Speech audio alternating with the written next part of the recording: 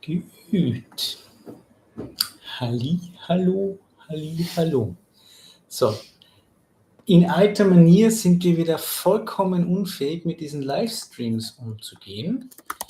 Ich muss jetzt hier noch ganz schnell was einstellen, weil wir haben uns irgendwie heute um eine Stunde vertan. Ja. Wie das passieren konnte, ist uns nicht bewusst. Wir glauben eigentlich nicht, dass wir Zeitzone gewechselt haben. Der Laptop hat die gleiche Uhrzeit wie immer. Habt ihr Zeitzone gewechselt oder so? Genau. Ihr seid schuld. Wir haben jetzt schon gedacht, es ist auf Sommerzeit umgestellt, aber jetzt haben wir gerade nachgeschaut, war es auch nicht. Aber vielleicht hat Mac auf Sommerzeit umgestellt und in Europa haben sie auf Sommerzeit umgestellt. Keine Ahnung. Mal schauen. Sind auf jeden Fall, glaube ich, schon Leute hier. Wenn ihr hier seid, sagt mal bitte Hallo, damit wir mal sehen, ob das diesmal funktioniert oder nicht. Ah, Christian, sehr schön. Willkommen, danke für deine Nachricht, Christian. Ja. Heute mal in einem ganz anderen Setup. Ja. Nicht mehr aus dem LKW, wie man sehen kann. Hola. Hello up north. Ja, der Dicke ist nämlich schon abgegeben, der ist schon auf dem Schiff. Deswegen befinden wir uns gerade in einer Unterkunft, Airbnb, was gebucht in Buenos Aires. Also ganz liebe Grüße aus Argentinien. Nach Europa und in die USA, muss ich sagen. Das werden Sie aber nicht verstehen. Aha. Vielleicht. Ja, schön, dass ihr da seid. Und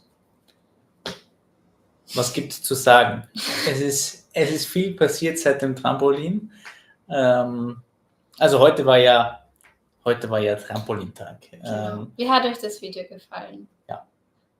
Wir haben das damals eine sehr coole Erfahrung gefunden. Hat natürlich einen sehr abschreckenden Namen und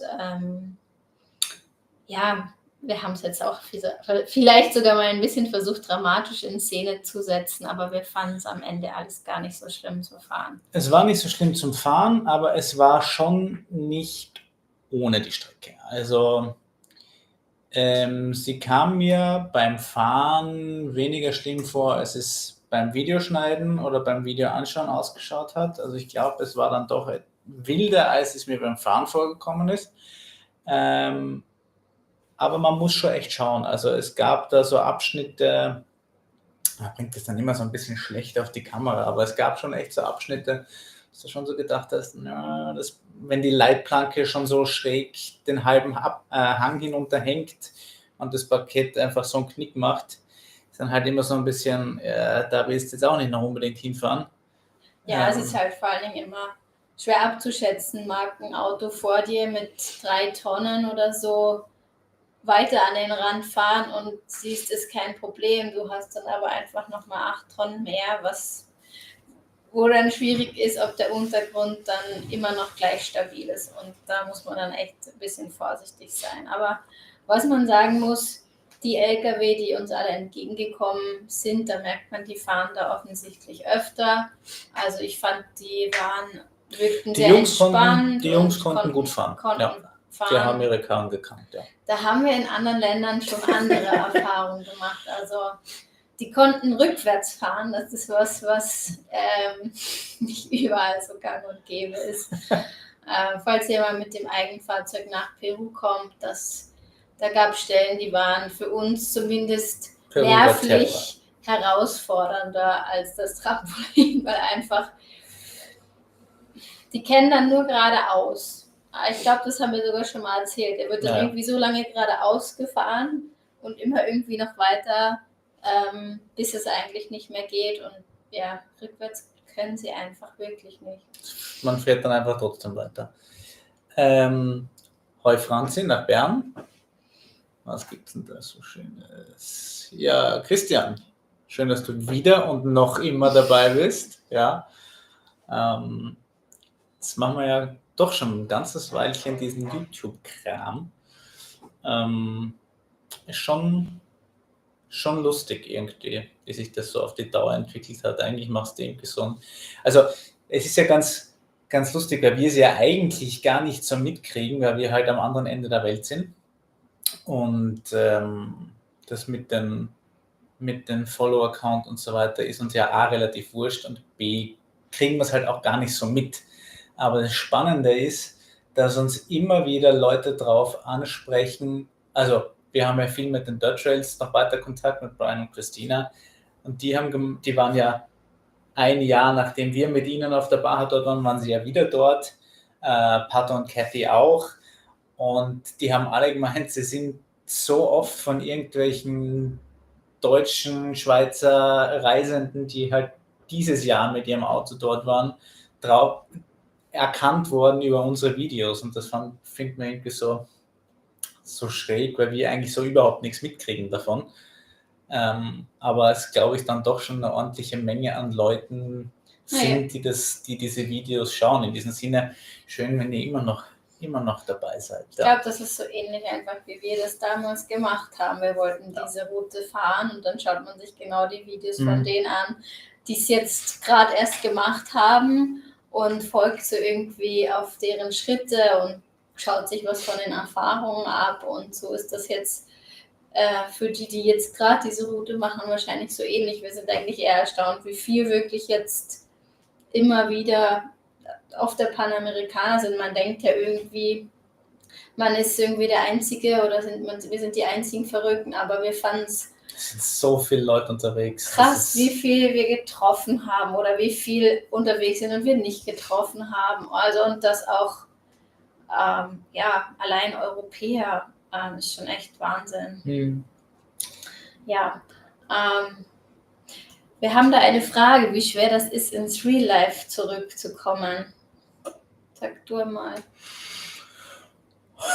Wie bei allem ein lachendes und ein weinendes Auge. Also, wir freuen uns auf gewisse Teile und auf gewisse Dinge freuen wir uns natürlich nicht. Aber was freust du dich nicht?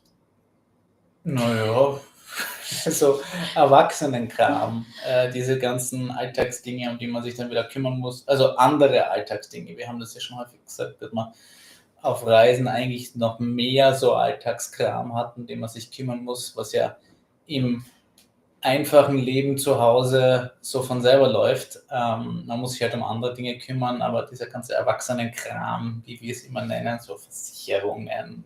Das haben wir bei der Reise eigentlich mindestens genauso gehabt, ja. Finde ich. Vielleicht war das mehr mein Part und deswegen. Geschickt abgegeben. Delegieren, Freunde, delegieren. Nein, man muss jetzt sagen, wir sind, seitdem wir in Ushuaia waren, wo wir vorhin drüber geredet haben, den letzten Livestream hatten, hat sich so die Reise schon so ein bisschen wie beendet angefühlt. Also so das Ziel Panamericana abgeschlossen, wir haben es bis nach Ushuaia geschafft. Das war dann irgendwie so erreicht auf der einen Seite. Auf der anderen Seite hat dann die Ostküste Argentiniens aus unserer Sicht, nach dem, was wir alles erlebt haben, nicht mehr so viel hergegeben. Es gibt viele, die starten in Montevideo und machen es genau umgekehrt und sind dann von der Ostküste begeistert, weil man da letztendlich Unweiten von nichts findet, sozusagen. Unendliche Weiten. Das wollte sie sagen. Danke. Unendliche Weiten, Unweiten. Also man findet sehr viel, Flachland einfach, keine Ahnung, Pampa, aber nichts, da gibt es einfach gar nichts. Ja, und man kann das, glaube wenn man jetzt aus dem hektischen Europa kommt, glaube ich, total genießen, da niemanden zu treffen, ewig lang Straßen geradeaus fahren, wo nichts los ist. Für uns war es einfach eher unspektakulär, insbesondere nach der Pazifikseite von Argentinien / Chile. Und irgendwie haben dann unsere Köpfe schon angefangen, sich einfach auf zu Hause vorzubereiten, weil wir mussten dann die Fähre buchen Wir mussten uns anfangen, um Jobs zu bewerben. Wir mussten ein bisschen einen Zeitplan machen, wann kommen wir nach Europa zurück, wann besuchen wir unsere Familien, gehen wir wieder in die Schweiz, wann fangen wir an zu arbeiten, wo wohnen wir, etc. Und da waren wir mit dem Kopf dann irgendwie relativ bald eigentlich auf zu Hause eingestellt. Dann war es zuletzt nochmal richtig, richtig heiß. Und brutalst. Ja. Also wir wurden schon gewarnt von den Itchis, dass Paraguay so krass ist. Sie haben uns nicht belogen. Genau, haben wir einfach nochmal, es war total heiß und viele Mücken. Und ja, als wir dann Yoda abgegeben haben und ins Hotel gegangen sind, war es irgendwie... Also, Urlaub auf einmal. Ja, es hat sich dann schon eigentlich gut für uns angefühlt, eben einen kühlen Raum, mal wieder unter einer Dusche stehen, solange man möchte, klimatisiert schlafen oder klimatisierte Räume zu haben. Also ist ja nicht so, dass man es immer braucht, aber wenn es hier eben sehr heiß ist, war das doch recht angenehm. Ja, also nachdem man Yoda abgegeben hat, für uns hat es sich dann eigentlich erstmal einfach angefühlt. Wir sind ja noch nicht wieder zu Hause und noch nicht wieder im richtigen Leben, aber momentan fühlt es sich irgendwie gut an. Einfach auf eine gewisse Art und Weise, auf die andere Art und Weise überhaupt nicht einfach. Also ich habe nach wie vor die Hose voll. Ich weiß zumindest, dass er mittlerweile auf dem Schiff ist. Es war wie immer Verschiffungsterror. Hat uns natürlich wieder sehr gefreut. Wir hatten eigentlich für den 9. die Verschiffung gebucht. Dann hieß es, das Schiff kommt erst am 16. an. Dann haben wir alles über den Haufen geworfen, unsere ganzen Pläne für die letzten 3 Wochen. Sind dann nach Buenos Aires runter, haben das abgekürzt, damit wir dann früher wieder oben sind, weil wir das Schiff früher nehmen wollten, am 4. Dann haben wir uns extra haben wir umgeplant, sind hochgefahren, haben gesagt, okay, da hat man schon einen Flug gebucht, wohlgemerkt, und haben gesagt, okay, pass auf, wir machen jetzt Folgendes, wir nehmen das Schiff früher, fahren dann mit dieser Bus und Fähre, die es da gibt, von Montevideo wieder nach Buenos Aires, weil Buenos Aires günstiger ist und cooler, verbringen noch eine Woche dann hier und fahren dann wieder mit Bus und Fähre zurück nach Montevideo, von wo wir unseren eigentlichen Flug gebucht hatten.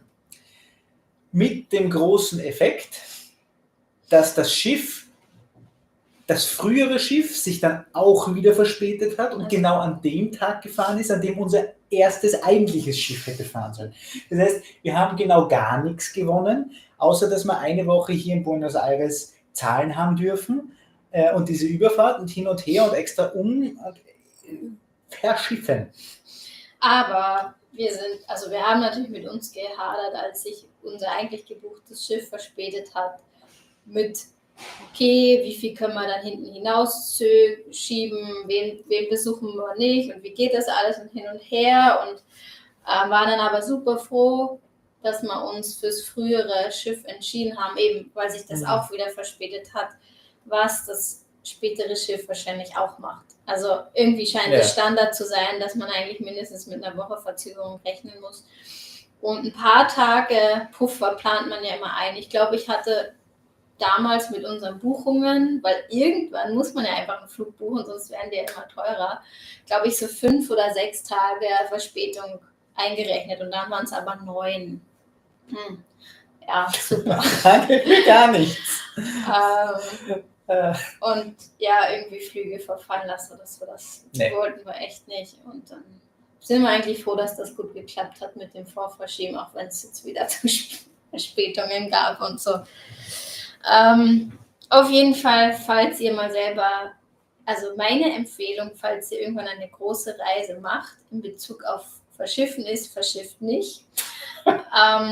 Und falls doch, gibt dem Ganzen so viel Flexibilität wie nur möglich, dass auch immer mit Fliegen und Hotels und so ist. Also ich bin ja ganz froh, ich will nicht Werbung machen, aber ich sage, da wo ich buche, kann ich meistens zumindest die Hotels bis 1-2 Tage vorher gratis stornieren. Das finde ich, das hilft immer schon mal ein bisschen, aber bei den Flügen sind wir dann eigentlich doch eher so knausrig, dass wir da dass wir sie meist nicht mit Stornierung buchen, weil dann ist es immer ja um so viel gleich teurer. Andere Idee, ihr kauft euch einfach einen Cut, und zwar die Modelle, die hinten noch den Antrieb, also den Propeller haben, und dann könnt ihr das ganze Ding einfach, spart euch das Verschiffen, kauft euch ein amphibisches Fahrzeug und fahrt einfach über den Atlantik. Ja. Die Frage kam, ob wir Yoda verkaufen. Nein. Wenn man mir nicht ein absurd gutes Angebot macht, werden wir ihn nicht verkaufen. Und wir werden erstmal drin weiter wohnen. Das haben wir ja auch schon gesagt, dass wir das machen wollen, einfach weil wir uns Geld sparen dadurch, die Kassen schneller wieder auffüllen. Ja, also solange es geht, werden wir erstmal bis wir es nicht mehr aushalten. Im LKW bleiben. Ja. Mal schauen, wie lange es dann ist, werden wir dann alles sehen. Aber erstmal keine Miete zahlen, erstmal im LKW weiter wohnen. Mein Wunsch ist, wenn es kalt wird, wenn es so Herbst, Winter, Weihnachten wird, dann würde ich mir wünschen, dass wir dann mal wieder eine feste Bleibe haben. Weil wir haben das ja schon einmal gemacht. Wir haben ja schon mal einen ganzen Winter im LKW gelebt in der Schweiz. Und irgendwie ist man ja im Winter sehr viel drin und bei einer Wohnung, weiß nicht, merkt man das dann doch nicht so sehr. Also man merkt schon, aber man hat ein bisschen Raum um sich herum. Man bewegt sich doch vom Schlafzimmer ins Wohnzimmer und so weiter. Aber auf dem kleinen Raum war das dann manchmal ganz schön beengt. Und ich glaube, du bist auch noch so ein bisschen traumatisiert von dem Winter, den wir halt drinnen gewohnt haben. Ja. Ich hatte da halt fast auch voll Homeoffice. Das war halt gerade zur Corona-Hochzeit und Judith war halt einfach 100% im Homeoffice und ist gependelt zwischen unserem Bett hinten und der Sitzgruppe und von der Sitzgruppe wieder zum Bett. Ich habe dann immer irgendwie jeden Tag so Zwangsspaziergänge gemacht, um irgendwie rauszukommen. Ich habe ja im Spital gearbeitet, das heißt, ich habe sowieso weg müssen, aber das war so ein bisschen, ich habe das weniger gemerkt, mich hat das weniger gestört, aber ich verstehe natürlich, wenn es halt 100% nur im LKW sitzt und eigentlich nichts Großes tun kannst, dann fliegt da auch die Decke irgendwann auf den Kopf. Aber es geht ja nicht um die Kälte, weil es gerade im Kommentar kam. Ja. Kälte ist im LKW gar kein Problem. Also die Heizung lief gut. Also ich kann mich nicht erinnern, dass ich viel im LKW gefroren habe. Also das ist wirklich nicht das Problem, sondern eher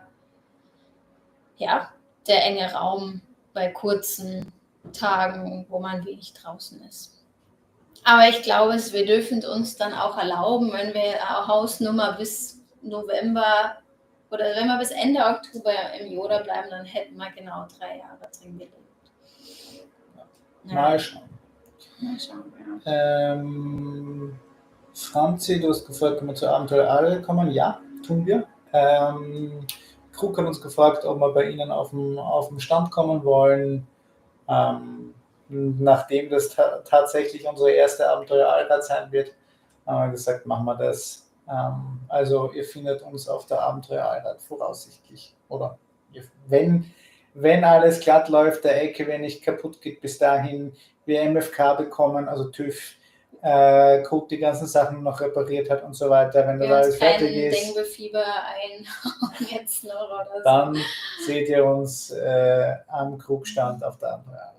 Ja, wir haben uns gefreut über die Anfrage von Krug und haben gedacht, dass das jetzt eigentlich nochmal so ein schöner Abschluss ist.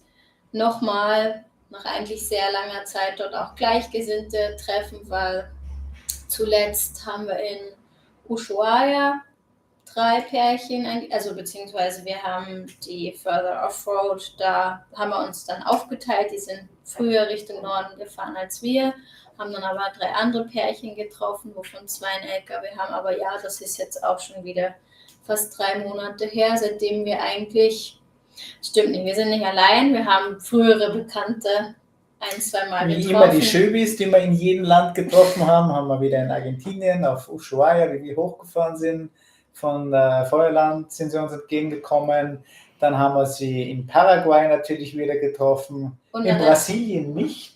Nein, aber in Argentinien dann wieder. Uruguay auch. selbstverständlich am Vorabend, bevor wir verschifft haben. Das war aber fast abgemacht, weil die Ja. haben ein paar Sachen von uns mitgenommen. Ja. Muss man vielleicht eine Erklärung dazu geben. Aber ich habe da ja jetzt vor kurzem einen Post da über die gemacht, mit denen haben wir echt den Rekord gebrochen, wie oft wir uns Ja. auf dieser Reise getroffen Das ist haben. echt lustig. Aber vielleicht nur kurz als Erklärung, warum haben die Schöbis mit ihrem Sprinter Sachen von uns mitgenommen? Und zwar ist es so, dass man eigentlich bei Roro, wahrscheinlich bei Container auch nicht unbedingt, elektronische Geräte sind nicht versichert. Darf man sie drin haben? Ja. Du darfst alles drin haben, aber wenn Nein, sie ausräumen. Naja, sag Ja, nicht, nein, du darfst ja, alles ja. drin haben, weil eigentlich, ich weiß nicht, ob es jetzt auf das Schiff ankommt, aber gibt es jetzt seit neuem auch so eine Bestimmungen, also prinzipiell eigentlich mal muss das Fahrzeug leer sein, komplett leer von allen Dingen, schreiben sie erstmal. Ich glaube, sie haben eingesehen, dass das für Camper unmöglich ist und sagen jetzt, es muss sichtleer sein, also es darf nichts rumliegen, es muss alles in den Schränken sein. Okay, hat ja keiner was dagegen, aber wer kommt auf die Idee und sagt erstmal, ja, jedes Fahrzeug muss komplett leer sein? Das ist ja unmöglich, dass man alles irgendwie im Gepäck mitnimmt. Aber eben, wenn man eine Versicherung abschließt, sind elektronische Geräte nicht versichert. Und da wir gerade nur mit Handgepäck reisen, konnten wir nur beschränkt elektronische Geräte jetzt mitnehmen. Die Schöbis sind in einem Container und das haben wir persönlich einfach als sicherer empfunden und ihnen dann, keine Ahnung, die Drohne und Computerkram gegeben. Deswegen haben wir sie dann in Uruguay eigentlich primär noch getroffen. Und wenn wir sie gerne getroffen haben, aber sie haben sich dafür beeilt, wenn man so will, dass sie da zu uns gekommen sind. Sehr lieb von denen, ja. Und der große Witz am Verschiffen auf der Route ist ja auch, dass man alle Schlüssel abgeben muss. Also zu allen Außenboxen, zur Kabine, nicht nur Fahrzeug, sondern alle Schlüssel von drinnen. Sie müssen überall reinschauen können, was ich für den größten Witz aller Zeiten halte, weil, also ich gehe 100%ig davon aus, dass sie uns die Bude ausgeräumt haben, wenn er in Hamburg ankommt. Ja, wie immer. Aber ja, es ist einfach ein kompletter Witz. Diese Kackverschiffereien, ich sag's euch, nie wieder. Aber jetzt ich fahre nur noch hin, wo ich mit dem Auto hinkomme. Ich habe mich versucht, mental so darauf einzustellen. Also ich habe all die Sachen, die mir persönlich sehr wichtig sind und das sind ganz wenig, weil wir persönlich nicht viel an Dingen hängen jetzt so. Wir haben auf der Reise eigentlich auch nichts gekauft, wo wir sagen, das wollen wir jetzt unbedingt mit nach Hause nehmen. Wir haben ganz, ganz kleine Erinnerungsstücke gekauft, wie mal so ein Ruta Carenta Schild, was wir dann im Yoda aufgehangen haben. Vielleicht noch ein anderes Schild, aber das war es eigentlich auch schon. Aber ich habe dann doch vielleicht so eine Handvoll Lieblingskleidungsstücke und die habe ich dann in unsere Waschmaschine versteckt. Falls sie nämlich Klamotten stehlen. Bei der Waschmaschine ist nämlich clever, die geht nämlich nicht auf ohne Strom. Also brechen sie auf und das ist natürlich auch das halte ich nicht für ausgeschlossen. Aber es gibt so ein paar Dinge, also wie gesagt, wenn Dinge weg sind, die man nachkaufen kann, ist ja halb so wild. Aber dann sehen wir das als eine Spende an Leute, die sicher nicht anders... Einfach.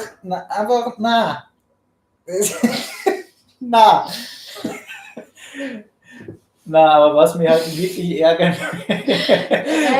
würde, wenn halt irgendwelche Dinge wenn was kaputt wäre und dann B, Dinge von der Reise weg sind. Das würde mich, glaube ich, sogar noch mehr ärgern, als wenn irgendwas kaputt wäre. Weil wenn was kaputt ist, dann stelle ich ihn zu Krug und sage, lass mir das neu machen und schick die Rechnung. Ja? Aber wenn halt irgendwie, keine Ahnung, die Badges, die wir nach hinten geräumt haben, aber die Badges, die wir auf dem Weg gesammelt haben, die vorne im Fahrerhaus drin sind. Oder die Urkunde vom Dempster oder Ulis Zeichnung, die er uns gemalt hat. Und wenn so die Dinge weg sind, das wird mich richtig anscheißen, weil das sind halt die Erinnerungen von der Reise. Und da kannst du halt auch haben die kein Preisschild und B kannst du ja nicht ersetzen. Ja, also das sind die Dinge, die mich wirklich ärgern würden, wenn es weg wären. Was meinst du damit, wenn alles leer ist, kann der ein oder andere kein Geld nebenher verdienen? Versteht nicht ganz, verstehst du das? Also wenn alles leer wäre, können sie es dir nicht ausräumen. Dann können.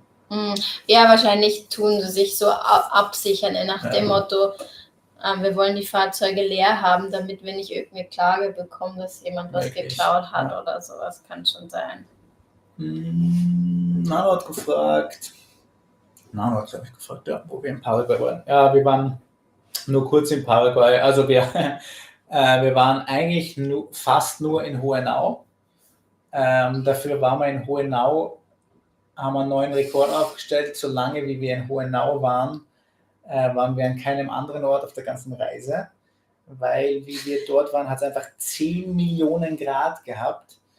Und da hat es einen super netten Campground gehabt, wo wir am Strom gehangen sind. Die Klima hat durchgeballert, die haben einen Swimmingpool dort gehabt. Der war sehr günstig. Da hat alles gestimmt. Die Leute waren, war perfekt und das war echt so. Und die Schöbis waren eben auch. Die waren auch da, weil die gerade am Sprinter geschraubt haben dort. Also wir haben dann auch noch was, also eine Kleinigkeit am Yoda machen lassen, weil es einfach sehr günstig da war. Da halt einige Deutsch sprechen, was das Ganze leichter gemacht hat. Ja, wir haben wirklich eigentlich nur so einen kleinen Schlenker gemacht, weil wir noch so die Zeit hatten dafür. Und wenn man, was eigentlich das Hauptziel war, wir wollen nichts gegen Paraguay sagen, aber das Hauptziel war eigentlich Brasilien zu besuchen, zu den Iguazu-Fällen zu fahren. Und der kürzeste Weg, mehr oder weniger, führt dann eigentlich so ein bisschen durch Paraguay entlang. Aber ich muss sagen, Paraguay war auch total ein nettes Land. Also super nette Leute, schöne Gegend, halt knalleheiß. Ja, aber es ließ sich dort eben in Hohenau super gut aushalten. Das kann man auch sehr empfehlen. Der Campground war total nett. Ja, und solange wir dort waren, waren wir auf keinem anderen Stellplatz auf der ganzen Reise, aber es hat gut getan. Wie viele Nächte waren wir denn dann da? 9 oder so? 9. Ja. Ja, das war so ein bisschen, eigentlich wollten wir nur kurz da sein und dann war diese Reisemüdigkeit einfach von uns erreicht. Eben, es war total warm. Der Pool war einfach wunderbar, um da ein bisschen abzukühlen. Und alle nach 3 Tagen war so, okay, wie viele Tage können man jetzt noch hier bleiben, wenn wir vielleicht da ein bisschen kürzer sind? Und das da vielleicht noch auslassen, okay, machen wir noch 2 Tage und dann haben wir wieder überrascht. Und dann war die Wochenende gesagt, aber am Wochenende wollen wir ja jetzt auch nicht Iguazu machen, da ist zu viel los, also warten wir noch bis nach dem Wochenende. Und irgendwie hat sich das dann, dann gehen wir doch noch mit den Schöbis Döner essen, weil in Hohenau gibt es Döner. Und dann haben wir noch eine Nacht dran gehabt und noch eine Nacht. Und am Ende haben wir festgestellt, dass es unser längster Aufenthalt war. Wer ist denn noch mit in den Rekord gefallen? Was haben wir gesagt? Lago Atitlan. Lago Atitlan in Guatemala hatten wir damals, glaube ich, 6 Nächte. 6 Nächte, eine Woche dort. Und das Gleiche war beim Hans auf der Finca Sommerwind. Ja. Das war eigentlich genau die gleiche Geschichte. Wir wollten auch Ecuador schnell durchreisen. Finca Sommerwind auch nur ein kurzer Stopp. Und dann war irgendwie so, dann werdet ihr dann in der nächsten Folge sehen, das zu reparieren und das zu reparieren und den Ölwechsel und den Ölwechsel und dann waren auf einmal 20 andere Camper da, die wir zum Großteil irgendwie schon alle kannten. Dann haben wir Feuer gemacht und da sind wir auch total nett. Also es war wirklich coole Dinge. Es waren viele von denen, mit denen wir von Panama verschifft haben, beziehungsweise die wir vor dem Verschiffen kennengelernt haben auf dem Campground dort oben. Die ja dann viele Container verschifft haben. Fun Fact, mit Peter und Denise, die wir in Panama kennengelernt haben, dort auf dem Campground von der Overland Embassy, gehen wir heute Abend essen. Es ist total lustig, wie du dich immer wieder mit den gleichen Leuten triffst auf der Strecke. Das war jetzt eigentlich auch ein lustiger Zufall, weil ich auch nur auf Instagram bei bisbald.ch, ich will nicht lügen, aber da habe ich eine Story gesehen, dass die Peter und Denise auf der Fähre von Montevideo nach Buenos Aires getroffen haben. Und ich so, jetzt Moment mal, Peter und Denise sind auf dem Weg nach Buenos Aires, dann muss ich den beiden noch mal schreiben. Also hätte ich das nicht gesehen, wären wir wahrscheinlich gleichzeitig hier, ohne es gewusst zu haben. Das wäre dann schade gewesen. Aber eben ganz viele von denen, die wir halt auf dem Campground von der Embassy kennengelernt haben, da sind wir dann da hat sich dann so in Kolumbien so ein bisschen wieder aufgetrennt, ja, da. Und irgendwie bei der Finca Sommerwind gab es dann wieder dass die hinten waren, wieder aufgeholt haben und dann waren wir wieder alle auf einem Fleck und dann waren so viele Leute dort und das war echt cool, so total nett.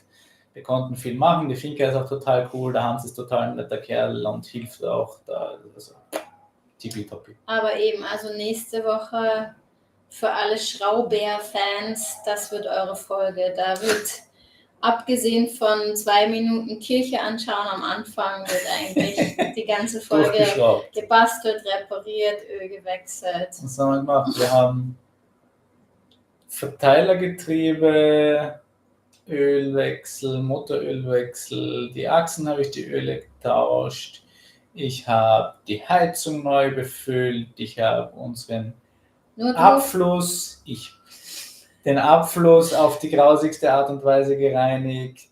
Ja, wir haben noch was am Fenster kaputt gehabt. Okay. Wie ihr vielleicht gerade gesehen habt, ist der Spiegel, also die Ding vom Spiegel da beim Trampolin kaputt. Damals wieder mal neue Keilriemen besorgen. Wir waren in wie viel? 10, 11 Läden, nur um die Keilriemen zu kriegen. Mhm. Also, aber ich muss zugeben, das meiste hast du gemacht. Ich habe da Migräne bekommen und im Auto gelegen. Großteils kann ich mich jetzt wieder erinnern. Ja. Also es kommt eine Schrauberfolge. Seid noch da? Muss man erst mal lesen, was da so steht. Nee, 500 Kilogramm Kokain haben wir nicht dabei gehabt.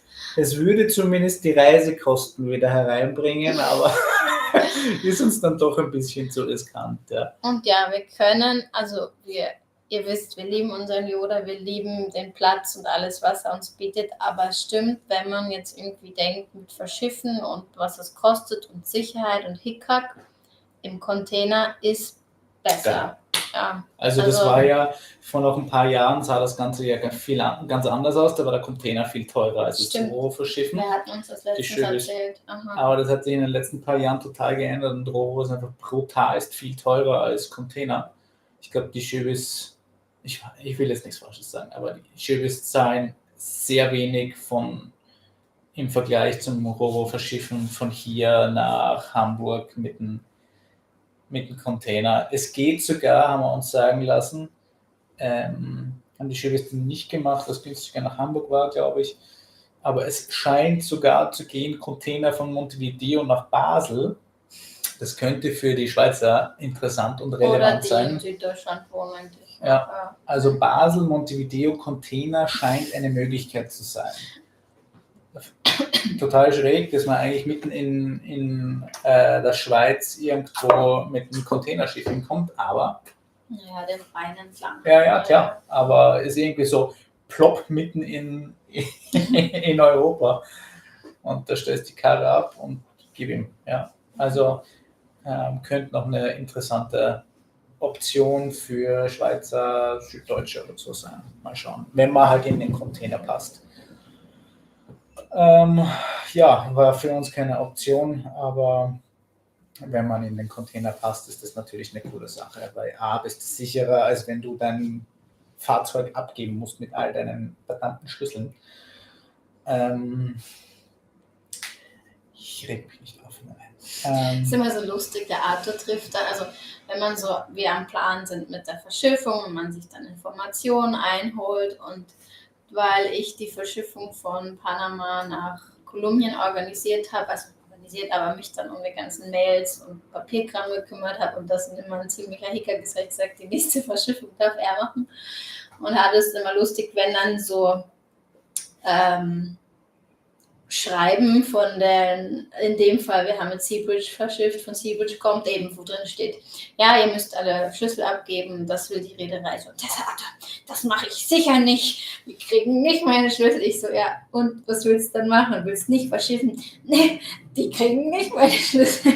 Ja, das ist immer total rigoros und am Ende ist es aber so, man kann sich nicht wehren. Machen, was du willst, dann fahren wir halt nicht aufs Schiff, ja. Weil die von der Agentur hier, die hat uns, glaube ich, 5-mal darauf hingewiesen, ob wir ja alle Schlüssel abgegeben haben, weil wenn die feststellen, dass einer fehlt, dann nehmen sie einfach nicht mit. Also sie sind da wirklich sehr, sehr streng. Was? Sehr schade, dass ich euch verpasst habe. Aber bitte ein Yoda-Sticker zur Nehmen wir mit. Der Sticker ist first come, first serve. Wir haben nicht mehr allzu viele. Geben die natürlich gerne her, die wir noch haben auf der Abenteuer-Allrad. Also wir haben brav auf der Reise verklebt. Nano, ich lege dir einen auf die Seite, wenn ich daran denke, sag mir, dass du bist und dann kriegst du einen Sticker. Dann passen wir gut neben Ausfahrt 4x4 hin, das ist ja schön. Ja, na, Fallen haben wir keine gebaut. Was wir noch gemacht haben, ist... Doch. Falls irgendjemand da vom Schiff zuschaut, Sprengfallen, diverse. Selbstschussanlage ist aktiv. So wie bei Kevin allein. Wir haben Kevin versteckt. Besagter Kevin von letzten Videos sitzt bei uns im Auto und hat Fallen gelegt. Also. Nein, aber wir haben so alles, Schränke und Türen, die zugesperrt sind, haben wir nochmal so mit einem Gaffer überklebt, was natürlich nicht das Gaffers zuhält, aber irgendwie ist das so ein bisschen eine Kopfsache. Haben wir mal aus Corona-Zeiten gehört, da haben die nämlich auch alles so mit so Klebern versehen, so nach dem Motto, wenn jemand das aufmacht und den Kleber abmacht, dass man das dann irgendwie erkennen könnte. Ich weiß zwar eigentlich nicht so richtig, was es bringt, weil... das war eine andere Geschichte. Das war damals, weil auf der Route so viel eingebrochen wurde, haben sie von den Fährunternehmen das eingeführt, dass sie so Tamper-Proof Kleber drüber gepackt haben, so Tapes, die du, wenn du abziehst, siehst, dass da jemand dran war. Und das haben sie dann in diesen Verlauf integriert. Das heißt, es wird geklebt und jeder, der übernimmt das Fahrzeug, also am Hafen, alle schauen sich alle diese Kleber an, passt, sind alle brav, abgehakt, fertig. Der nächste, wenn es auf dem Schiff ist, prüft, sind alle okay, passt, abgehakt, fertig. Dass du halt einfach nachvollziehen kannst, wo wer jetzt gerade eingebrochen ist, damit du nicht sagen kannst, gut, in Montevideo geht er jetzt in den Hafen und ab dann haben 14.000 Leute Zugriff auf dein Auto und irgendeiner von denen räumt dir halt die Bude aus und du kannst nicht sagen, wer. Das haben sie damals eingeführt. Das Problem ist, dass während Corona nichts verschifft wurde und deswegen, also zumindest keine Camper verschifft wurden und deswegen das Ganze wieder schleifen gelassen worden ist. Und wie dann die ersten Camper wieder nach Corona verschifft haben, haben sie durch die Bank alles ausgeräumt, weil halt diese Sicherheitsmechanismen nicht mehr aktiv waren. Weil sie es halt während Corona nicht gebraucht haben, dann haben sie es wieder vergessen. Und die sind jetzt natürlich auch nicht aktiv, aber deine Hoffnung war doch so ein bisschen, dass das in deren Köpfen geblieben ist. Jemand kontrolliert die Kleber. Also, dass das so ein bisschen... ein bisschen mehr den Einbruch vermeidet, aber tut sich nicht. Wie ihr merkt, Arthur ist da ein bisschen pessimistisch, ich nicht. Ich denke, es kommt schon gut und wenn nicht, werden wir auch mit dem umgehen können, was ist. Es gibt sehr wenig Dinge da drin, an denen wir hängen. Ich sage immer, es gibt einiges, an dem ich hänge. Andere Leute, die es vielleicht eher brauchen als wir. Ja, nicht die Leute, die mir die Bude am Schiff ausräumen, nein.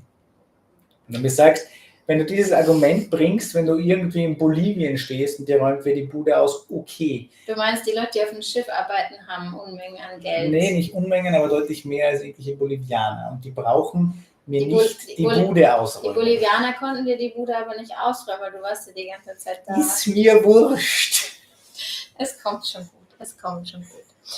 Vielleicht magst du mal was vom Anlasser erzählen.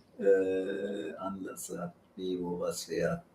Weiß nicht, Christian, ich sehe den nur, weil ihr hattet der Start- und Anlasserprobleme. Aha, vielleicht vor allem muss er dann auch starten mit dem Anlasser, wenn er alle Schlüssel abgeben muss. Anlasser war ja in Panama einmal das Problem, aber das war eigentlich im Nachhinein nur ein lockeres Relais. Ich will jetzt nicht vorspoilern, aber er hat später nochmal gemuckt. Im Verlauf der Staffel 5 kommt das dann. Aber ja, greift er jetzt nicht vor, ihr müsst halt einfach schauen. Aber er scheint im Hafen angesprungen zu sein und aufs Schiff gegangen zu sein. Und er muss ja nur noch einmal anspringen, wenn sie ihn vorm Schiff fahren. Wenn ich ihn dann wieder habe, dann bringe ich ihn dort schon wieder zum Laufen. Aber solange die ihn nicht, also meine Sorge ist ja irgendwie, dass er am Schiff nicht anspringt und dann schleppen sie ihn mal vom Schiff und dann zerlegen sie mal das Getriebe, weil es nicht, wie ich es ihnen aufgeschrieben habe, die Kardanwellen abschrauben. Solche Späße. Ja. Verschiffen. Ja, hallo an alle, die noch dazugeschaltet haben. Ich habe gesehen, in den letzten Minuten sind es einige mehr geworden. Als Erklärung. Wir sind dumm als Erklärung. Oder beziehungsweise, ja, wir haben es heute Nein, es war in dem Fall überhaupt keine Dummheit. Wir haben eigentlich die Erklärung noch nicht richtig herausgefunden, weil keine Ahnung. Wir laden das Video immer mit der gleichen Laptop-Zeit hoch. Und gerade eben wollten wir den Livestream vorbereiten und dann sagt er, das Video läuft schon, ist schon seit um 3, also unsere Zeit hier um 3 online und nicht unsere Zeit um 4. Wir so, wie konnte das passieren? Wir haben die Lösung noch nicht gefunden. Wir haben irgendwie gedacht, Zeitzonenwechsel, Winterzeit, Sommerzeit. Aber es ist nicht. Noch Winterzeit in Europa, Ihr habt nicht gewechselt, oder? Das wäre jetzt eigentlich die einzige logische Erklärung gewesen. Aber ja, von daher haben wir jetzt dann ganz spontan ein bisschen früher angefangen. Wir haben mal kurz überlegt, ob wir noch warten oder einfach so, wie wir sind, gerade die Kiste anzuwerfen. Wir haben uns entschieden, schöner wären wir nicht mehr. Also an mit der Kiste. Ja, also in dem Fall noch Hallo an alle, die noch eingeschaltet haben. Ich lade euch auch gerne noch ein, Fragen zu stellen. Soll keine Beschwerde sein, aber ihr seid halt so ein bisschen zurückhaltend manchmal. Sind wir gar nicht mit den Fragen. Da kam doch eine Frage. Ihr seid Vegetarier, richtig? Nein. Viel Fleisch. Wo steht das? Meinerseits, der Anna Stefan.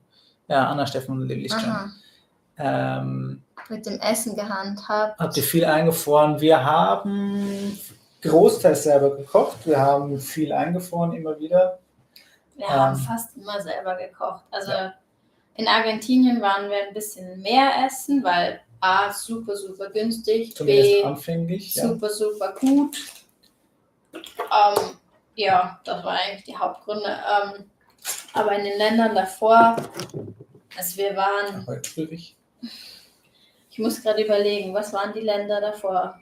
In Chile war man nicht essen. In Bolivien waren wir in La Paz. Doch, in Chile waren wir einmal essen, oder? Da war es das alles. Oder haben wir das dann ausgelassen, wenn wir gesagt haben, was so teuer ist? Vielleicht, ja. In Peru waren wir einmal, vielleicht zweimal essen. Ja, ich meine, man will natürlich auch ein bisschen die lokale Küche ausprobieren. Aber trotzdem haben wir uns mit dem Essen gehen eigentlich sehr zurückgehalten und ganz viel selber gekocht. Eingefroren, ja, schon. Also insbesondere aus dem Grund, wenn man dann mal einen Supermarkt findet, in dem mal die Produkte wieder richtig gut sind. Ich weiß nicht, eben man ein gutes Fleisch bekommt oder mal ein Brot, was halt nicht überall gibt. Dann kauft man halt auch mal ein bisschen mehr und dann ist es, fanden wir es auf jeden Fall von Vorteil, auch einen Gefrierer zu haben und es einzufrieren und ja, eigentlich dann immer selber gekocht. Bei uns gibt es 2 Mahlzeiten am Tag. Wir lassen quasi das Frühstück aus, gibt es dann Kaffee und dann ein frühes Mittag und Abendessen. Und das Mittag sind auch oft vielleicht manchmal Reste vom Vorabend, irgendwie so. Aber ja, 3-mal am Tag die Küche ausbreiten und wieder abwaschen ist halt irgendwie auf Reisen viel. Wir konnten uns auf 2-mal ganz gut beschränken. Aber haben wir vorher eigentlich auch schon so gemacht. Ja.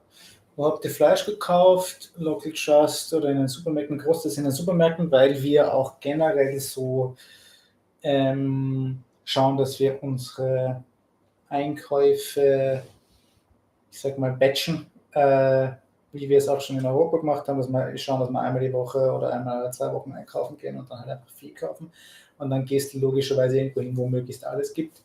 Das war in Zentralamerika und in Nord-Südamerika etwas schwieriger möglich.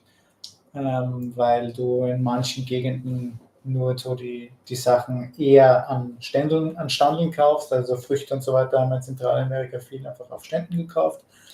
Aber eben, ja, das ist eigentlich auch der Grund, weil wenn man dann mal den einen guten Supermarkt findet, dann freut man sich und dann kauft man halt eigentlich viel ein, weil man weiß, jetzt geht's in die Pampa und keine Ahnung, wann wir wieder klingt jetzt komisch, aber es ist so, weil keine Ahnung, wann wir wieder zu was zu essen kommen. Also du weißt es halt manchmal auch nicht. Also wir hatten einmal, ich will nicht sagen eine brenzliche Situation, aber wir wären beinahe verhungert. Es war so, wir hatten eigentlich...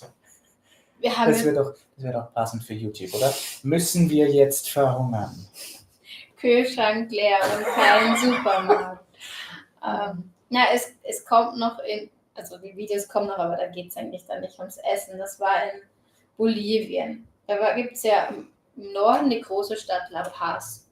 Und ich kann mich noch erinnern, wir haben dann eine Nacht verbracht oder 2 und ich habe gesagt, soll ich dann noch in den Supermarkt gehen, was einkaufen? Der Kühlschrank war nicht leer und es war weit zu Fuß und dann haben wir gesagt, ach, wir kommen schon hin und es wird schon noch was kommen. Und dann haben wir La Paz verlassen und irgendwie war eigentlich nichts so richtig, wo wir haben mit dem LKW anhalten können. Also wir haben immer irgendwie gedacht, ach, es kommt schon noch was Besseres.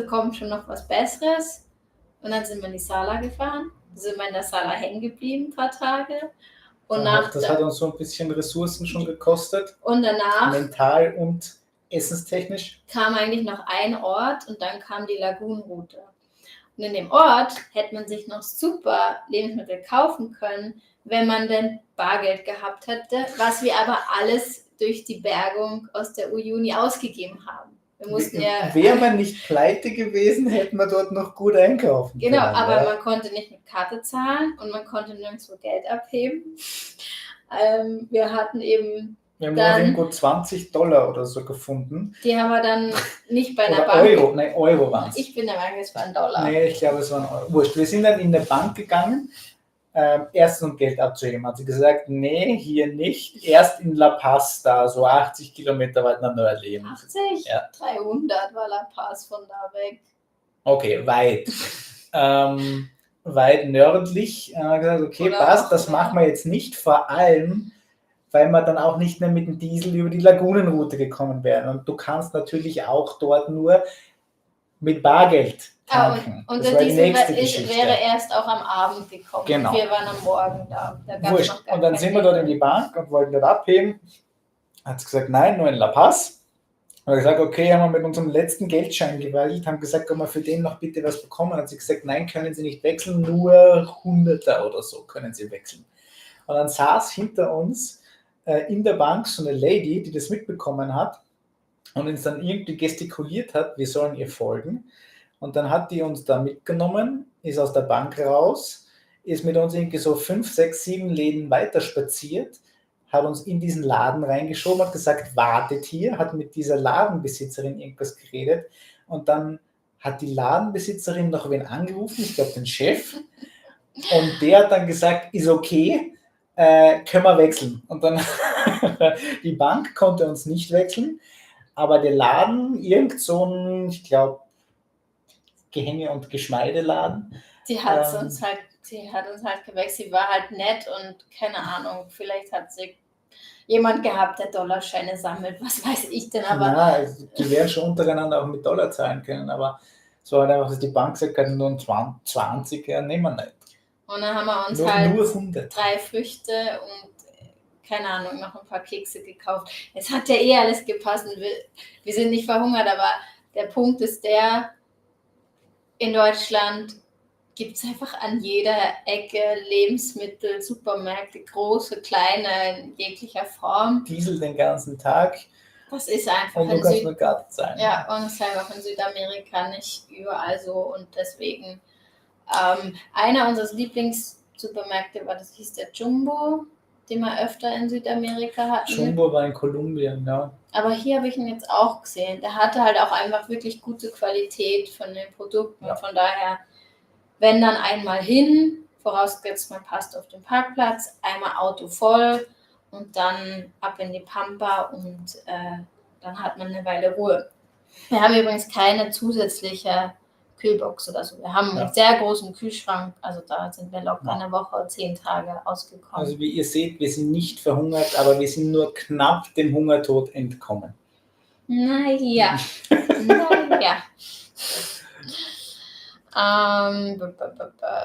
Würdet ihr die Todesroute nochmal fahren? Ja, war geil. Ja, was wir im Video nicht gesagt haben, was wir aber im echten Leben gemacht haben. Wir haben auch natürlich andere Reisende, die vor uns da lang sind, gefragt. Ich glaube, Follow Frido sind es vor uns gefahren. Ich glaube, mit Follow Frido hatte ich geschrieben, ob sie es gefahren sind und wie sie es fanden. Und glaube ich auch noch mit jemand anderen. Follow Frido sind nach uns durch. Nein, wir haben sie ja in Las Lajas dann eingeholt. Du hast recht, das Laches war nachher. Ja. Also viele Reisende, auch mit dem LKW, haben es schon vor uns gemacht und man tauscht sich dann aus.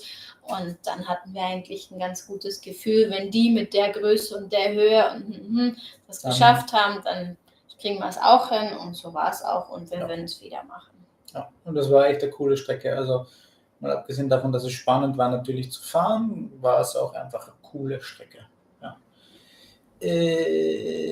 Ulrich, wir sind in Buenos Aires, der Karren ist am Schiff und tuckert irgendwo entlang der brasilianischen Küste, glaube ich gerade.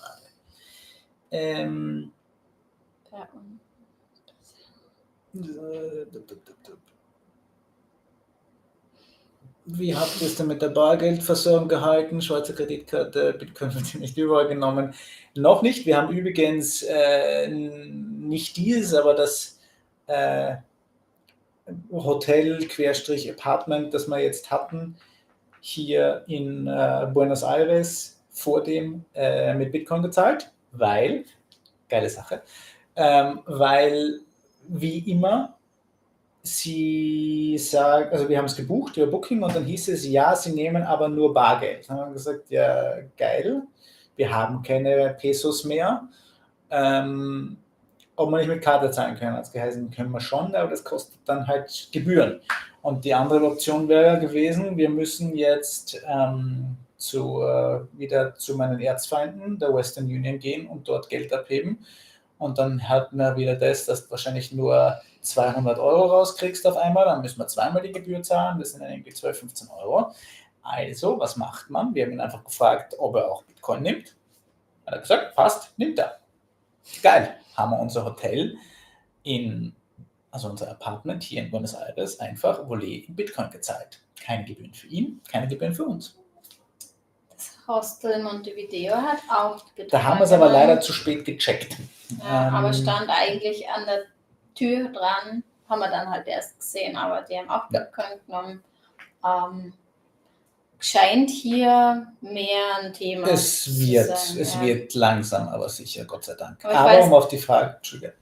Ja, ich wollte nur sagen, ob du es jetzt gesagt hast, wir haben eigentlich gerade in Argentinien großteils über ein DKB-Konto gezahlt, weil die einen sehr guten Wechselkurs, eigentlich besser dann am Ende als Western Union hatten. Am Anfang haben wir immer dort Bargeld abgehoben, weil das der beste Kurs war, trotz der Gebühren, haben dann aber realisiert, die DKB hat, weil es keine Gebühren hat und sie einen guten Kurs haben, war das eigentlich dann die günstigste Art und Weise, hier alles zu bezahlen eigentlich. Ja.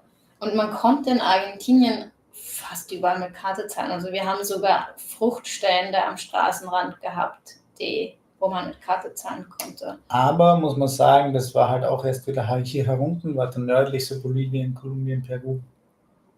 Da war ein Großteil Bargeld und Zentralamerika sowieso nur Bargeld. Genau, die eine Stadt in Bolivien eben, wo wir uns was zu essen kaufen wollten. Da war nichts mit Karte. Ja, also DKB ist gut, weil die, ich glaube, generell keine Gebühren international haben.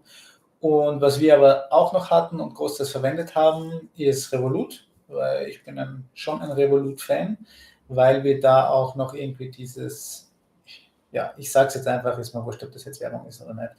Es ist keine Werbung, also einfach nur das, was wir benutzen. Ich habe bei Revolut dieses Metal-Abo, das kostet mich zwar im Monat, schießt mich tot. Nicht die Musik. 12,99 Euro oder 12,99 Franken oder so.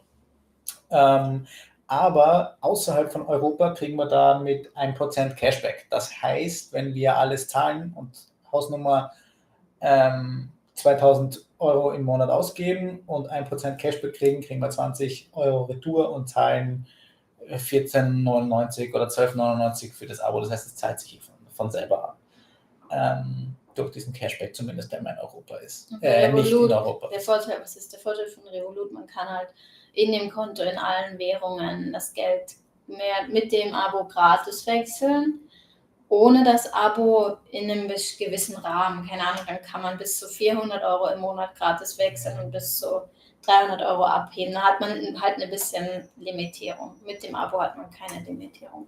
Ja, aber das Wechseln ist halt so, gut, wir verlassen Bolivien, wir brauchen kein digitales bolivianisches Geld, dann schieben wir es halt in chilenische Pesos um und zahlen dann dort dann ohne Gebühren. Das war eigentlich so das.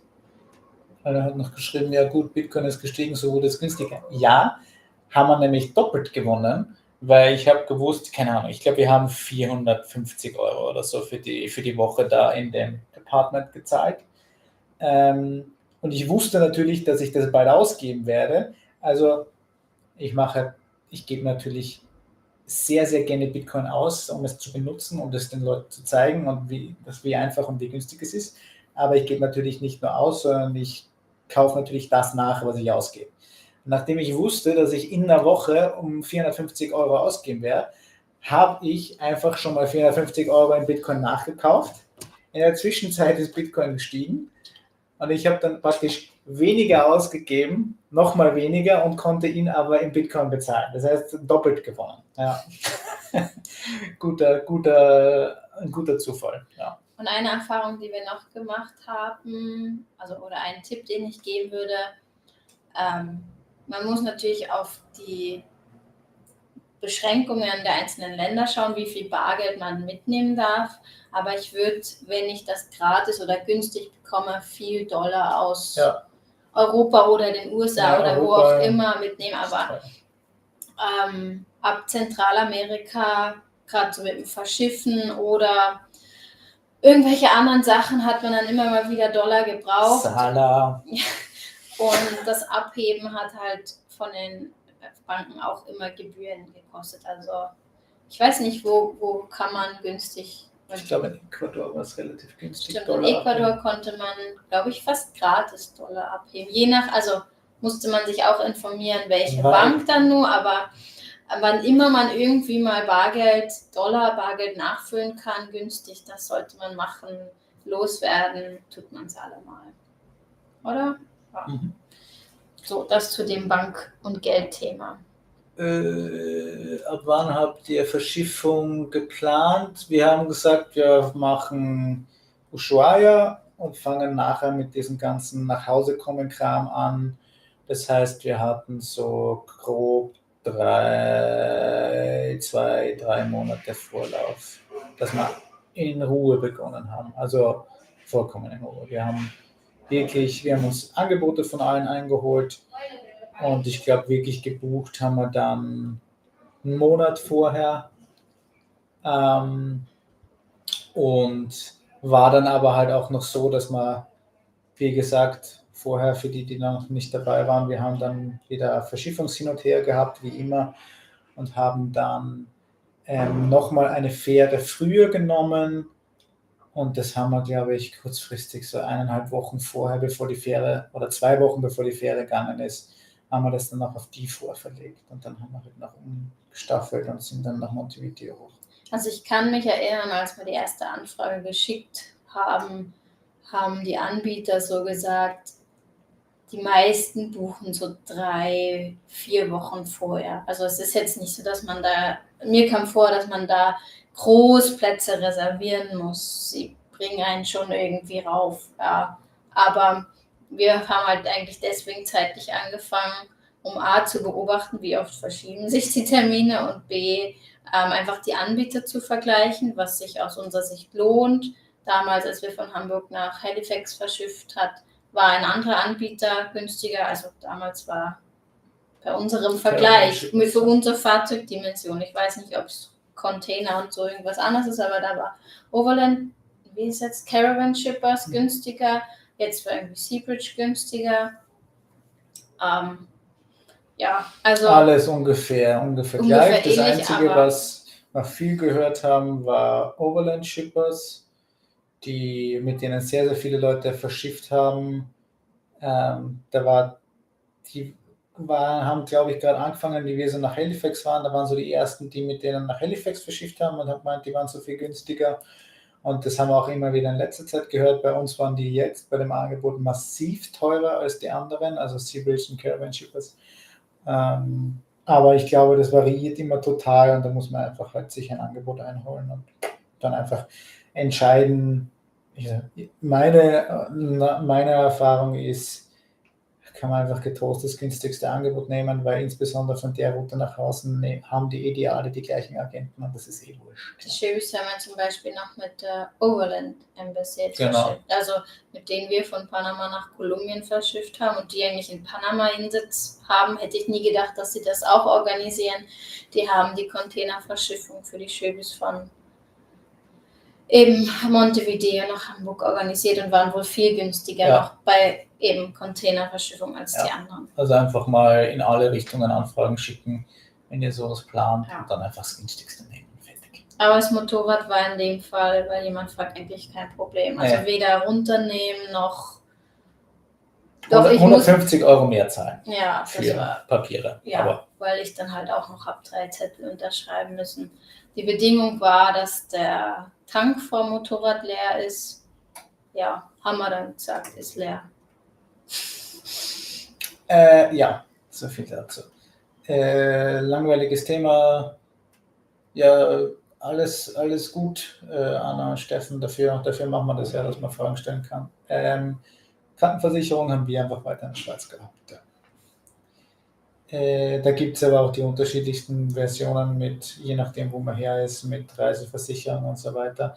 Ich denke, das ist auch wieder so ein Ding, da muss man einfach, bevor man sich auf den Weg macht, nochmal Angebote einholen. Das wird genau wie das Verschiffen auch immer total variieren, was da der aktuelle günstigste ist. Ja, und dann haben sie auch gerade noch gefragt mit den Lithium-Batterien. War auf der Route...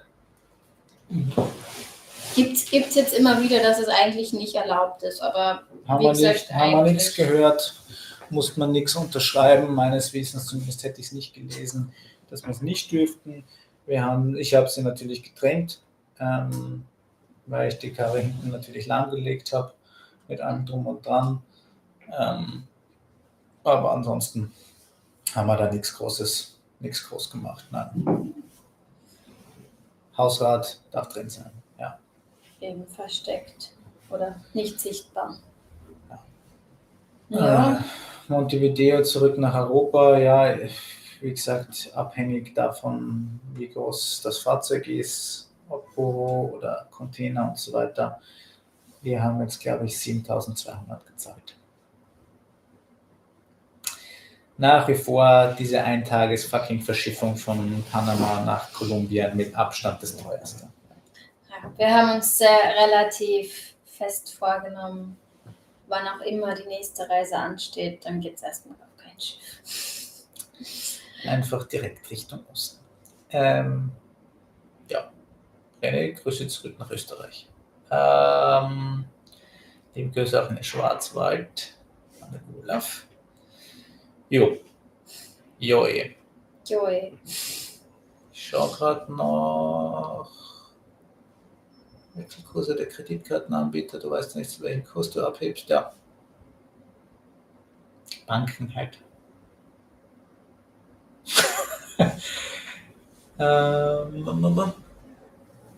Sie nutzen es schamlos aus. Ja, das tun sie. Kann man nicht anders sagen. Ja, und genau das war auch unsere Idee. Wir haben gesagt, wir alle Reisende der Panamerikaner, wir legen zusammen und kaufen ein Schiff. Inklusive Badeplattform. Sehr gute Idee. Ja. Ist dann locker drin, ich meine, so viel wir da auf der Reise sind. Ja. Auf ein Bier zu Abenteuer Allrad, haben wir vorher schon erwähnt, warst vielleicht noch nicht da. Ja, wir sind dieses Jahr tatsächlich auf unserer ersten Abenteuer Allrad. Krug hat uns gefragt, ob wir bei Ihnen auf den Stand kommen wollen. Haben wir gesagt, sind wir am Start. Vielleicht können ja die Erfahrenen unter euch ja mal reinschreiben, wie das dann eigentlich so läuft. Also ich habe mal irgendwann gehört, es gibt es gibt ja wie so einen Campground, der so in Zonen eingeteilt ist und gewisse Leute treffen sich dann immer schon in der einen Zone, alle mit einem Steuer in der und alle mit einem Unimog in der anderen oder gibt's da schon Vereinbarungen? Bei uns wird es ja wohl so sein, dass unser LKW bei Krug da stehen bleibt.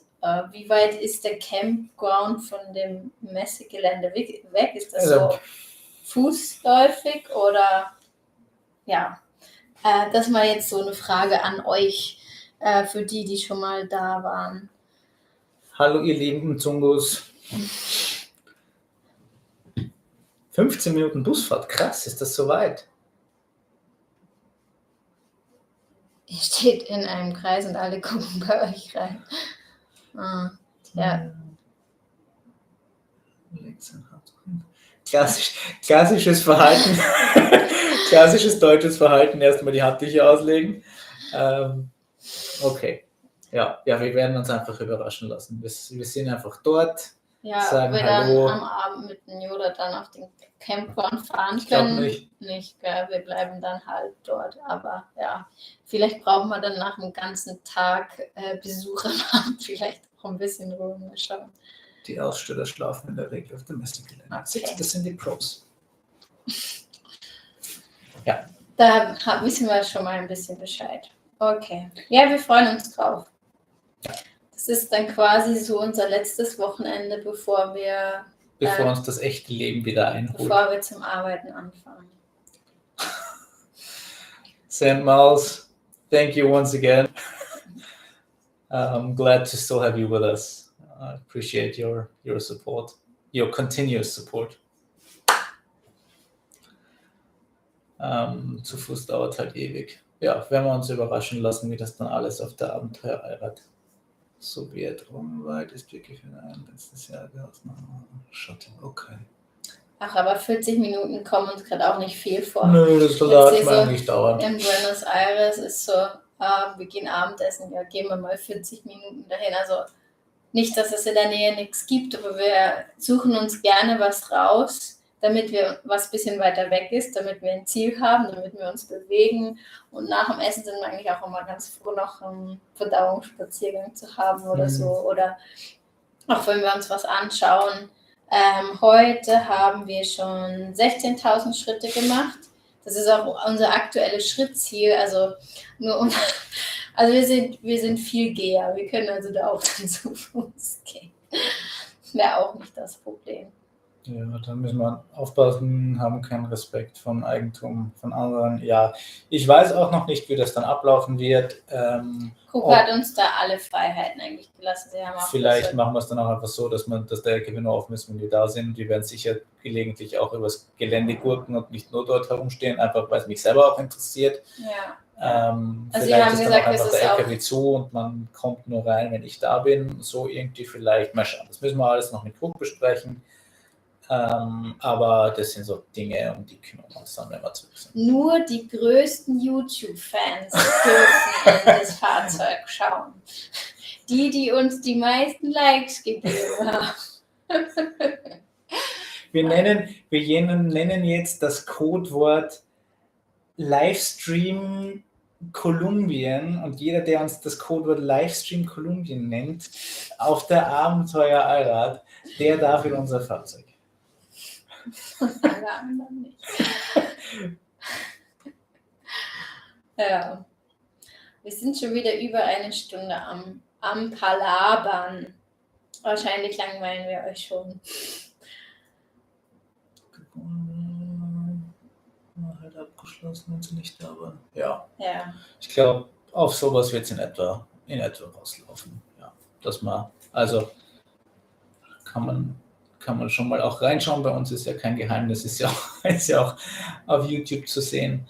Aber ich möchte da eigentlich schon dabei sein, wenn jemand bei mir im Auto ist. Es ist halt ja irgendwie in dem Moment noch alles, was wir haben, und man hat viel, auch wenn wir es nicht selber gebaut haben, trotzdem viel Liebe reingesteckt. Es ist halt trotzdem unser Zuhause, es ist halt trotzdem unsere Privatsphäre. ich kann es mir eigentlich nicht unbedingt vorstellen, dass jemand drin ist, wenn wir nicht dabei sind. Nee. Es würde ja sonst auch niemand fremde Leute in seine Wohnung lassen, wenn er nicht da ist. So, ja. Ja, fällt dir noch was ein zum Erzählen? Fällt euch noch was ein, was ihr wissen wollt? Sonst sehen wir uns beim nächsten Livestream live von der Abenteuer Allrad.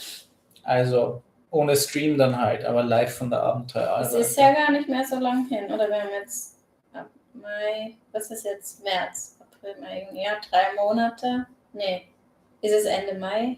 Ende Mai, ja. Ende Mai. 2,5 Monate. Ja. Verrückt. Zeit verrennt, Leute. Ich sag's euch, diese letzten 2 Jahre sind so verflogen. Es ist echt verrückt. Jünger werden wir nicht mehr. Ja, also ich würde sagen, ihr kriegt noch 2 Minuten, wenn ihr noch irgendwelche Fragen habt. Aber ansonsten, ich weiß gar nicht. Wir haben ja jetzt eine ganz nette kleine Unterkunft. Wenn ihr mal nach Buenos Aires reist, können wir das Stadtviertel Palermo sehr empfehlen. Und den Leo, bei dem wir Bitcoin gezahlt haben, sein Apartment, nicht vergessen, Bitcoin. Palermo ist so ein super grünes Viertel mit ganz vielen Cafés, Restaurants, jungen Leuten. Das machen die Argentinier nicht nur hier in Argentinien, nicht nur hier in Buenos Aires, sondern generell sehr schön. Sie haben geschafft, Städte aufzubauen, wo es richtig viel Platz hat. Also was wir manchmal von Europa kennen, ist, dass du einen Gehweg hast und du musst zu zweit fast hintereinander gehen, weil der so schmal ist. Hier steht das Haus. Dann hat mal das Restaurant erstmal 2 Meter noch Tische 4 und Meter, die Gehwege sind noch 4 Meter und dann kommen Bäume, riesige Bäume. So richtig 30 Meter Platane. Ja, die ganzen Straßen lang und nicht nur eine, eigentlich jede Straße, die man irgendwie sieht, stehen da diese riesigen Platanen und dann hast du in der Mitte immer noch 3 Spuren oder 4 Spuren oder 6 Spuren. Also es ist nicht so, dass die Autos keinen Platz haben. Die können am Straßenrand parken und haben extrem viel Platz und zum Fahren. Auf der anderen Seite geht es dann in die andere Richtung mit Platane, Restaurant, Gehweg, Gebäude wieder weiter. Ja. Also es ist total cool, weil es auch so ein schönes Stadtklima macht. Dadurch, dass du halt die Bäume hast, knallt es dir nicht den ganzen Tag auf den Asphalt. Und der heizt sich dann auf und grillt dich auch noch von unten. Wenn dich schon von oben die Sonne grillt, wirst du von unten noch nicht mehr vom Asphalt gebacken, sondern es kriegen halt die Bäume ab. Dadurch ist es schattig, der Boden heizt nicht auf und das ist vom Klima in der Stadt viel angenehmer. Und es ist brutalst schön. Also das ist halt diese ganzen geplanten Städte haben da halt einen Vorteil, dass die Leute sich damals auch so ein bisschen Gedanken gemacht haben, offensichtlich. Bei uns sind die Städte halt gewachsen in Europa, darum ist es nicht so. Aber da ist es halt also wirklich brutal schöne Städte. Gerade Mendoza hat uns extrem gut gefallen, aber das auch so und Buenos Aires jetzt wieder. Also top. Ja, können wir so sagen, jetzt eigentlich unsere Lieblingsstadt, Buenos Aires, oder? So. Bettelten bei mir noch immer mit Mendoza, aber das lag wahrscheinlich auch daran, dass Mendoza damals noch so brutalst günstig war, wie wir dort waren. War noch so der Anfang von Argentinien. Zack hat es eigentlich letztens schön gesagt, Buenos Aires ist eigentlich wie 100 Mendozas nebeneinander eigentlich. Also zumindest Palermo, ja. Aber auch hier die Altstadt ist auch total schön. Also Buenos Aires, ganz, ganz, ganz große Empfehlung. Ja. So, die 2 Minuten sind um. Gibt es noch was? Da will noch jemand eine Empfehlung, Erfahrung, Tipps, muss man durchlesen. Ich lese mal noch weiter. Was muss ich jetzt lesen? Das hier. Aha, okay. Okay. Ja, Geschenke freuen wir uns natürlich immer. Südstaaten, East Coast. Ich habe nicht allzu viel Gutes über den Südosten und Osten der USA gehört, was es auch Reisen mit dem Auto betrifft. Ich würde mich eher auf den Westen konzentrieren. So von dem, was ich von anderen gehört habe und von dem, was ich im Bauchgefühl hätte, ist der Mittlere Osten, Südosten unspektakulär mit dem Auto zu bereisen und die Leute sind auch im Osten nicht so cool, wie sie im Westen sind. Und man muss immer bedenken, ich habe es nicht ganz gelesen, sobald man die USA einreist, hat man halt seine 6 Monate. Und je später man das macht, desto länger Zeit hat man dann auch in den coolen Bereichen. Wenn man halt schon im Osten einreist, hat man dann vielleicht am Ende einen Stress. Ja, das war die einzige Frage. Ansonsten sind da noch ganz viele liebe Kommentare, für die wir uns natürlich auch bedanken. Wir sind heute nicht mit den Schöbis essen, obwohl wir die oft getroffen haben. Heute sind wir mit Peter und Denise Abendessen. Genau. Und ja, freuen uns, dass ihr wieder dabei wart.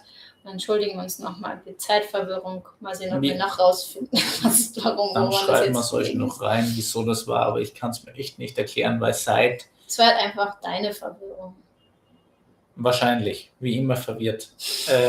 Ich habe seit den USA, weil wir halt immer wieder Zeitzonen gewechselt haben und ich mir am Anfang immer wieder 1000-mal rechnen haben müssen, ob das jetzt die richtige Zeit ist, damit es dann in Deutschland oder Österreich oder wie auch immer in der Schweiz passend online geht. Irgendwann habe ich gesagt, okay, passt jetzt aus. Der Mac bleibt jetzt einfach auf die Zeitzone eingestellt, auf die er ist und bis zum Ende der Reise. Und deswegen habe ich gewusst, immer um 11 Uhr bei uns am Mac brauche ich nur einstellen, 11 Uhr, dann weiß ich 20 Uhr in Europa.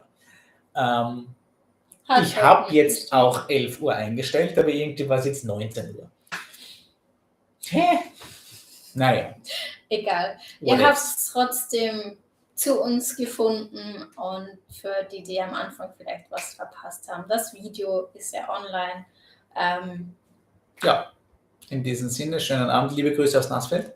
Na schau, Karl-Heinz, viel Spaß auf der Quad-Tour. In diesem Sinne, habt noch einen schönen Abend, macht es gut und bis zur Abenteuer Allrad. Genau, bis dann. Wie war es jetzt? Livestream Kolumbien. Bis bald.